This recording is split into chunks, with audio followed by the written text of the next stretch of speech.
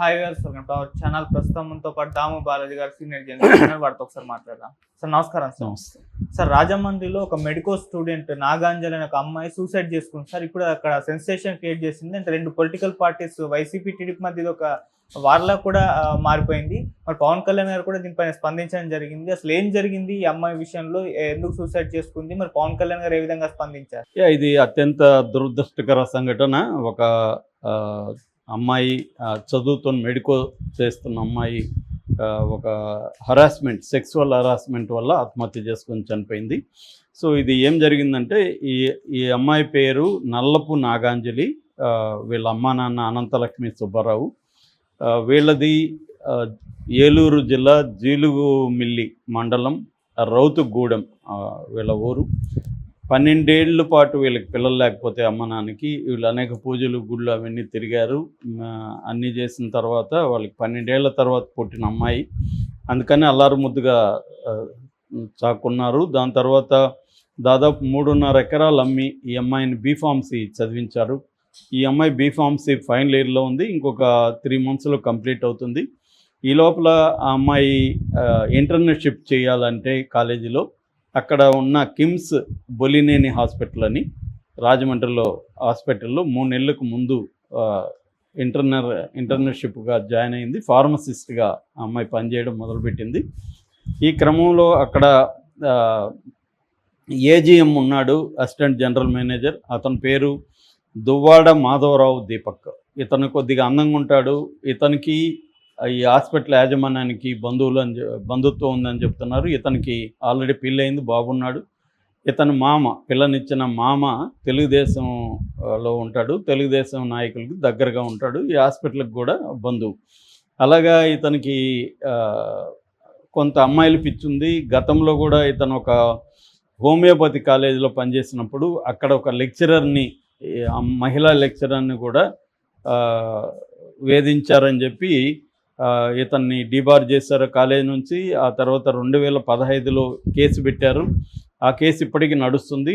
Last month కూడా ఇతను, అంటే 15 days బ్యాక్ కూడా ఇతను కోర్టుకు హాజరయ్యాడు ఆ కేసులో.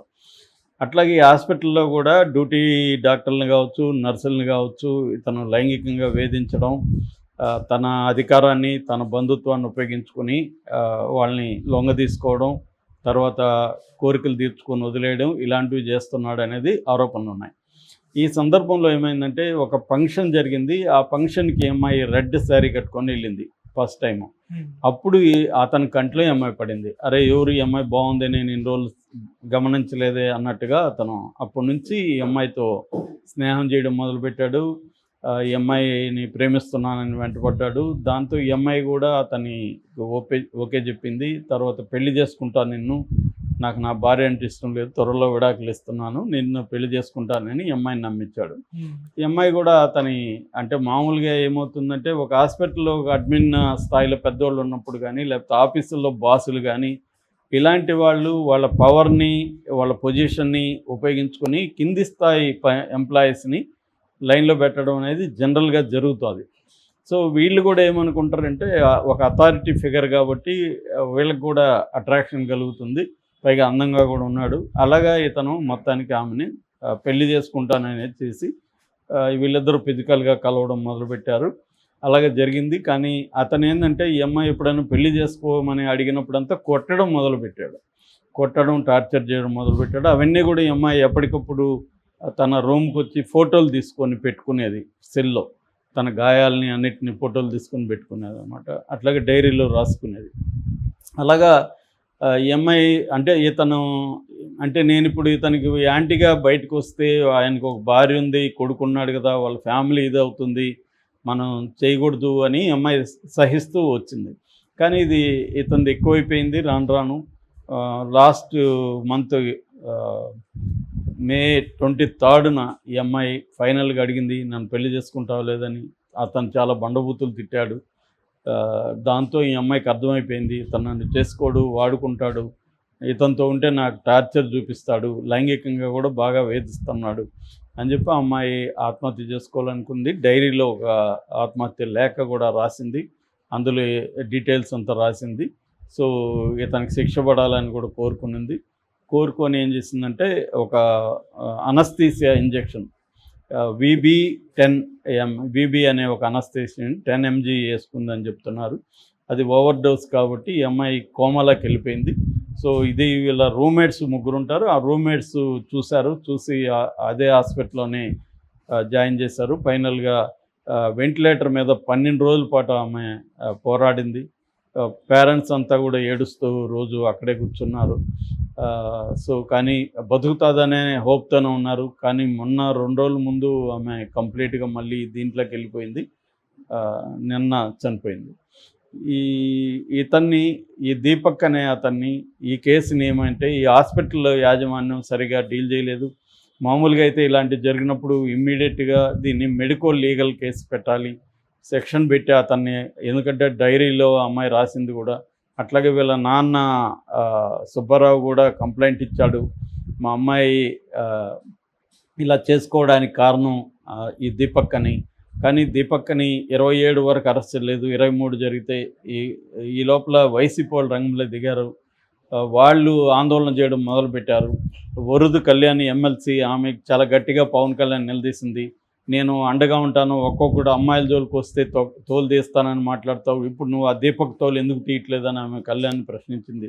దాంతో ఆమె చనిపోయినాక ఇప్పుడు కళ్యాణ్ స్పందించాడు. నిన్న పవన్ కళ్యాణ్ స్పందించి పోలీసులు సీరియస్గా తీసుకోవాలి అని చెప్పాడు. దీంతో ఒక్కసారిగా ఎప్పుడైతే వైసీపీ వాళ్ళు దీన్ని ఇష్యూ చేయడం మొదలుపెట్టారో ఒక్కసారిగా వీళ్ళు కూడా కదిలారు. అనిత కదిలింది. వీళ్ళు శవ రాజకీయం చేస్తున్నారని పవన్ కళ్యాణ్ కూడా వైసీపీ వాళ్ళని విమర్శించాడు. సో ఇప్పుడు వీళ్ళు కదిలి అతన్ని అరెస్ట్ చేశారు. కానీ ఇప్పటి వరకు కూడా 27న అరెస్ట్ చేస్తే ఈరోజు 5వ తేదీ మామూలుగా పోలీసులు అరెస్ట్ చేయగానే పిటిషన్ ఏమేస్తారు, కస్టడీ పిటిషన్ వేస్తారు. ఇప్పటి వరకు కూడా కస్టడీ వేయలేదు, వేస్తామని చెప్తున్నారు అనేది అంటున్నారు. సో కస్టడీ పిటిషన్ వేయాలి, దీన్ని సమగ్రంగా విచారించాలి. నిజంగా సమగ్రంగా విచారిస్తారా అనేది, ఎందుకంటే వీళ్ళు పేదలుగా కనిపిస్తున్నారు ఈ అమ్మాయి వాళ్ళు. అతనేమో రిచి అండ్ అధికారంలో ఉన్న తెలుగుదేశం పార్టీకి దగ్గరగా ఉన్న వ్యక్తులు. ప్లస్ హాస్పిటల్ కూడా బొల్లినేని అనగానే అర్థమవుతుంది కమ్మస్ అని. సో ఈ స్థాయిలో ఉన్నప్పుడు వాళ్ళ రెప్యుటేషన్ కోసం అతన్ని కాపాడతారా, లేకపోతే అతనికి శిక్ష పడేదానికి వీళ్ళు కోఆపరేట్ చేస్తారో చూడాలి. ఎందుకంటే గతంలో కూడా పవన్ కళ్యాణ్ మనకి సుగాలి ప్రీతి విషయంలో ఇప్పుడు అంటున్నాడు కానీ ఆయన శవ రాజకీయాలని, పవన్ కళ్యాణ్ చేసినది కూడా అదే కదా. ఎవరైనా ప్రతిపక్షాల పని ఏదైనా ఒక అన్యాయం జరిగినప్పుడు పోరాడాలి, శవమా గేవమా అనేది పక్కన పెడతారు. అందరూ అదే పని చేస్తారు. వైసీపీలో జరిగినప్పుడు తెలుగుదేశం కానీ ఇదే పవన్ కళ్యాణ్ కానీ అనేక చోట్ల పోయి చేయలేదా? ఇష్యూ ఏంటంటే వాళ్ళు ఏం చేస్తున్నారు అనేది కాకుండా మనం ఏం చేస్తున్నాం, అధికారంలో ఉన్నాం, మనం ఏం చేస్తున్నాం అనేది ఇంపార్టెంట్. సుగాలి ప్రీతి విషయంలో 8 నెలలు అయింది ఇతను హామీ ఇచ్చి, అంటే అధికారంలోకి వచ్చి 10 నెలలు అయింది. ఇప్పటికి కూడా సుగాలి ప్రీతి విషయానికి సంబంధించి సిబిఐ కూడా విత్డ్రా చేసుకునింది. కానీ పవన్ కళ్యాణ్ దాని మీద నోరు మీద పట్టలేదు. ఒకప్పుడు దాని మీద పెద్ద ఉద్యమం చేశాడు పవన్ కళ్యాణ్. సో ఇదేంటంటే అధికారంలో ఉన్నప్పుడు ఒక రకంగా బిహేవ్ చేయడం, ఇష్యూల్ని దేనైనా వాడుకోవడం కనపడుతుంది. కానీ నిష్పక్షపాతంగా ఈ కేసులో న్యాయం జరుగుతుందా ఈ నాగాంజలికి అనేది డౌటే. ఎందుకంటే అవతల రాజకీయాలు ఉన్నప్పుడు ఇది మెల్లగా నీరుగాట్ చేస్తారు పోలీసులు, హాస్పిటల్, ఇదంతా కూడా. రెండోది అదే హాస్పిటల్లో వైద్యం సరిగా అందిందా లేదన్న డౌట్లు కూడా చాలామందికి వస్తున్నాయి. సో ఇంకొక డౌట్ ఏంటంటే ఈ అమ్మాయికి అసలు ఇంజెక్షన్ ఈ అమ్మాయి వేసుకునిందా, అతనే వేసాడా బలవంతంగా అనేది కూడా ఒక డౌట్ ఉంది. వాళ్ళ నాన్న ఎక్స్ప్రెస్ చేస్తున్నాడు. అట్లాగే ఈ అమ్మాయి రూమ్మేట్స్ 3 మాయమైపోయారని చెప్తున్నారు. ఆ 3 మరి ఎక్కడికి పోయారు, ఆ 3ని పోలీసులు విచారిస్తున్నారా లేదా, హాస్పిటల్ యాజమాన్యమే ఆ 3ని పంపించేసిందా, ఇలాంటి డౌట్లు వస్తున్నాయి. యాక్చువల్గా ఇది వర్క్ ప్లేస్ హరాస్మెంట్ అంటారు, వర్క్ ప్లేస్ డెత్ అని చెప్పొచ్చు మనం. అంటే పనిచేసే చోట స్త్రీలకి ఎటువంటి ఒక సెక్యూరిటీ అనేది లేకుండా పోయింది. చాలా ప్లేసుల్లో ఒక డిస్ప్యూట్ ఇది కానీ వాళ్ళు కంప్లైంట్ సెల్ కానీ ఇవన్నీ పెట్టాలి, అవేవి ఫంక్షన్లో ఉన్నట్లేదు. నామకే వస్తే పెడుతున్నారు తప్ప అవేం ఫంక్షన్లో ఉన్నట్లేదు. ఇంకొక యాంగిల్ ఏంటంటే ఇప్పుడు ఈ అమ్మాయి సరే చీర కట్టుకుపోయింది, అతనికి కన్నుబడింది, ఇవన్నీ ఓకే. కానీ ఈ అమ్మాయికి ముందే తెలుసు అతనికి పెళ్ళయింది, బాబు ఉన్నాడని. కాబట్టి ఇలాంటి అమ్మాయిలు ఆలోచించాల్సిందే ఉంటే వాళ్ళ కళ్ళబొల్లి మాటలు కాకుండా ఇతని ఆచరణ ఏంటి, ఇతనితో మన రిలేషన్షిప్ ఎక్కడి వరకు వెళ్తుంది, దాని పర్యవసనాలు ఏంటి అనేది అమ్మాయిలు కూడా ఆలోచించుకోవాలి. తాము కూడా ఎంజాయ్ చేద్దాం వీలైనంత వరకు అనుకుంటే అది ఓకే. కానీ ఇప్పుడు పెళ్లి చేసుకోవాలి, పెళ్లి చేసుకోకపోతే నేను చచ్చిపోతాను అనే స్థాయికి